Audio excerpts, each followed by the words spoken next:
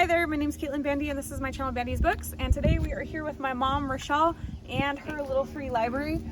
If you have been following this channel for a while, you've probably seen her little free library when it got its makeover, but we have some exciting news. Her little free library is coming up on its 2nd anniversary since opening. That means my mom has had this for 2 years now, and so I thought that we would do a little interview with her to talk about the process of owning a little free library and her favorite parts of it and everything. Just to get a little insight.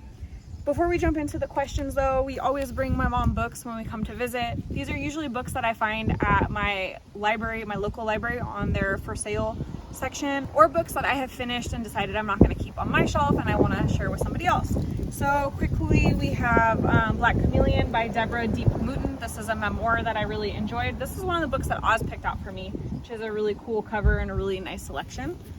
We have The Kingdom of Sand by Andrew Holleran. This is another book that Oz picked out for me, and it follows a gentleman with his struggles with grief, his struggles with his sexuality and isolation, and then some books that I found for my mom on secondhand shelves. The Atlas 6 by Olivie, super popular. It is one of those books that is all over TikTok, Instagram, everywhere you look. So I thought that would be a good selection for her little free library. We also have the Maid by Nita, Prose, another popular book, one that my mom really liked, right? Oh yeah, I love it. And then we have a copy of Other Birds by Sarah Addison Allen. This is a book of the month one. I love that one too. Yeah, I haven't read it yet, but my mom likes it, so I'm sure I will. And then we found By the Book by Jasmine Guillory. I have read one book by Jasmine Guillory before, but I know that she's a relatively well-loved romance author, and we also try to make sure we're featuring diverse romance, not just the same old romances over and over again. So I thought this would be a good pick. Romance is always popular. Yeah, so in the past we've seen that the romance books go really well. I don't really read that much romance, nor does my mom. So we mostly look at like what's popular within Bookstagram, BookTube, and BookTok, and then if I happen to see them on the shelves for, you know, not that much money, I'll pick them up to throw in here, so that the romance readers have something too, right? Oh yeah. Yeah. So Mom, 2 years into the little free library, what has been your favorite part of having a little free library so far? I think in the neighborhood it's just been great because I've gotten to know people that I just never really knew about, and there's a lot of parents that it's a regular stop for them with their kids. And just the other day I looked out the window and I saw a mom sitting out in the chair, and her daughter was on her lap and she was reading a book to her, and I just thought that was great. There's a lot of people that will leave me like chalk messages, and they just really seem to enjoy the books and the little goodies that I put out. So I think that's been my favorite part. That's a great aspect of little free libraries. I think it becomes not just that you're promoting literacy, but you're promoting like community well-being and, you know, building relationships with your neighbors and, you know, building friendships and things around common interests. I think that's an important part of it too. So you're at 2 years, right? Yes. And in your makeover video of the little free library, we talked about some of the things that you do besides books, but for anyone that didn't follow at that point, what else do you put out here besides books, and do you have any plans to expand further? Well, besides books, I have bookmarks. I have this little kindness box, and I put little goodies in there, like stickers and like little sensory toys, little gnomes. And some of the neighbors have been putting things in there too, so it's just kind of whatever shows up. So my plans going forward are to have a little free doggy goodie box, because, you know, having had dogs all our lives, we have a lot of little extra things. So it's going to be, you know, some treats and dog toys and that type of thing. So she's already started like accumulating the stuff for the little free dog box. It's really cute. So I'll show you a little clip of this, but she has a crate that she's painting to match her little free library. It's in the same shade of blue. And she's got things like tennis balls and chew toys and all sorts of little goodies that dogs can pick out as they walk by. And it's been kind of funny because Luna's been here this weekend with us visiting, and she found the stash of dog toys, and she managed to sneak away a whole tube of tennis balls. And we're like, where did those come from? They came from the free doggy box. So it's been dog tested already and very much approved. So we talked a little bit about community in terms of our neighborhood and people visiting and building relationships with them. But one of the other aspects I think you're really enjoying with this is being a part of the Bookstagram community, right? Right. So what's been some of the highlights of being a little free library steward on Bookstagram, and do you have any goals related to your social media that you want to share? I can't say that I have goals. Like, to me, it's not all about having, so many followers or anything like that. I think to me, it's just the interaction with the stewards, and it's not just about sharing books. It's a whole lot of things. There's so many stewards that are very passionate about different causes, like during Pride Month. A lot of them were raising money for different things. And that happens every month. So it's not just during Pride Month, it's during almost every month. Right.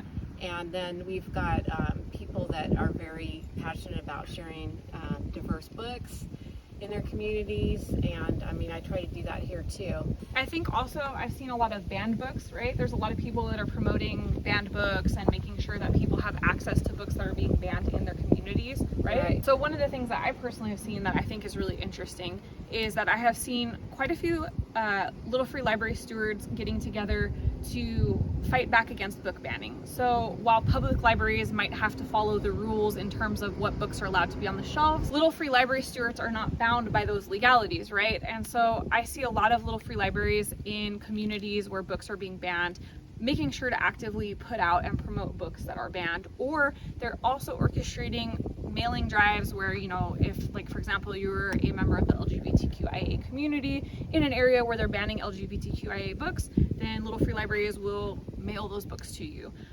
So I love seeing that because book banning is such a big problem, and I think most of us in the reading community, whether we're little free library owners or just avid readers, disagree with that concept.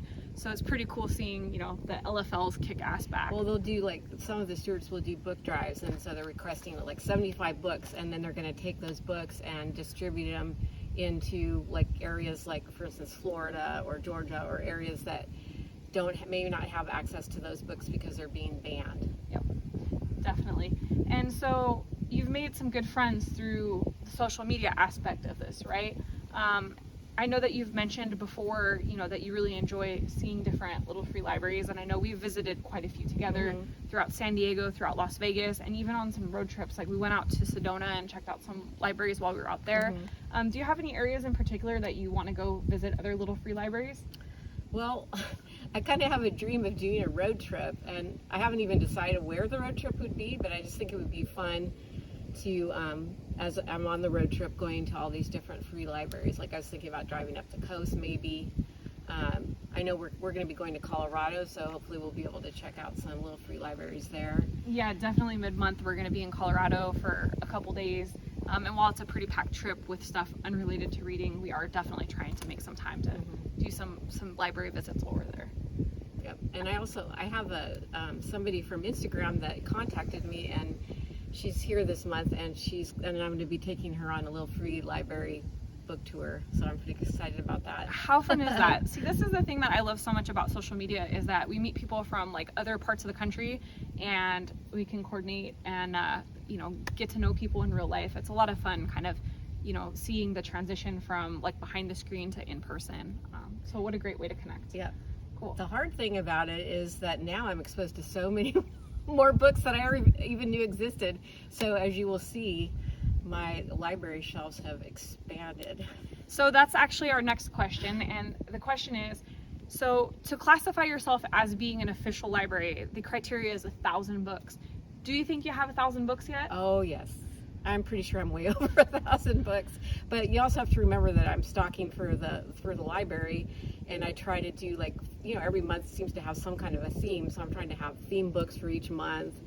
And I have gotten some great donations from the school that I work at, and so then I try to all distribute those out. But I know I have more than 1,000 books. One thing my mom also hasn't mentioned, but it's kind of cool, is my mom's actually volunteering with one of our public libraries here in San Diego. And so I know she's found some cool books through the public library resale section as well. So my mom, obviously, as you can see, is just related to books on so many levels. She works in a school, she volunteers time at a public library, she volunteers time here and finances here, making sure that there is books available to our community. And she's a huge advocate for books and reading and literacy online as well. So I think that's pretty cool. I love that I have a mom that's into reading, and that, you know, I was raised with a love of reading, and it's so much fun for me to get to see my mom bond with this community and make so many friends. It's funny because, like, for the longest time while I was building my Instagram and my YouTube and stuff, people didn't always necessarily realize that we were related, and then we'd be talking and then someone would say, oh, you know, LFL Book Adventures, she's so great, you know, blah, blah, blah, blah. I'd be like, oh, cool, that's my mom, you know, and they'd be so excited. So it's lovely to just get to see that and hear all that feedback. Real quick, if you do want to follow my mom on Instagram, her account is LFL Book Adventures. I am going to be linking that in the description below. If you're active on Bookstagram, please make sure you go give her a follow. She posts all the time, really great content, a lot of behind the scenes of the Little Free Library, what she's reading, book reviews, all that kind of stuff. So this is part of my mom's backstock for her Little Free Library. You can see that they are full of books. And this is just a segment of it, not the whole entire collection, but my mom keeps quite a few books on hand. So you can see here a bunch of books that I gave her. So Nora, All of Us Villains, some of these books came directly from my house. Her, Infinite Country, the Satanic Verses. So my mom keeps a hold of them and she saves them for different periods of the year. And she tries to vary what she's putting out there, which I really love. She makes a huge effort to make sure she's not putting out just one genre or one perspective. She makes sure to really, really add a diverse selection of books. And these are our two unofficial library stewards. This guy over here is Elvis, and this guy over here is Tater. Both of them are very friendly dogs. Tater is a little bit more vocal, and Elvis is our senior citizen pitty, as you can see. He is a very sweet old man, and he loves pets and attention. So when people come to visit the Little Free Library, if he is out and about, please feel free to come say hello. And then lounging by the bookshelves here, we have Miss Luna having a nap. So these are my mom's personal bookshelves. These are books that she read and really loved and wants to keep copies of. So as you can see, she's got, you know, tons of books on the shelves. And then she has a handful that are turned out forward. You can see The Night Circus, Demon Copperhead, which is wrapping up all of the awards this year. And some of my favorites are up here too. You can see she's got a whole TJ Klune section there. The Whispers, that's a new one she just got. And then over on this side, you can see up top, we have some kids books and like young adult books. This Giver Quartet book here is a gift from one of our favorite bookstores in San Diego, Libellula Books, down in Chicano Park. They gave her that nice, beautiful copy. And of course, my mom is a really big animal lover, so it would figure that you would see a whole bunch of books about animals here. So you've seen the outside, the Little Free Library, you've seen my mom's book collection inside, you've heard a little bit about what it takes to own a Little Free Library and what the last couple years have been like for my mom. If you like this video, hit the thumbs up down below and let me know in the comments how you feel about Little Free Libraries. Do you have any in your community near you? Or tell me, if you could have a Little Free Library of your own, what would you design it to look like? We've seen some really cool ones here. We've seen one that looks like a Viking ship, one that looks like a Hogwarts castle, one that looks similar to the Taj Mahal. It was designed to look like an Indian fortress. A TARDIS. Yeah, a TARDIS. There are some really cool, creative Little Free Libraries out there. So what would your dream LFL be? And if you're not already subscribed to this channel, you know what to do. Hit that subscribe button down below, as well as that notification bell, so that you never miss a video, and that way we can see each other soon. And again, make sure you go follow my mom over on Instagram. And that said, we'll see you next time. Thanks for joining. Bye.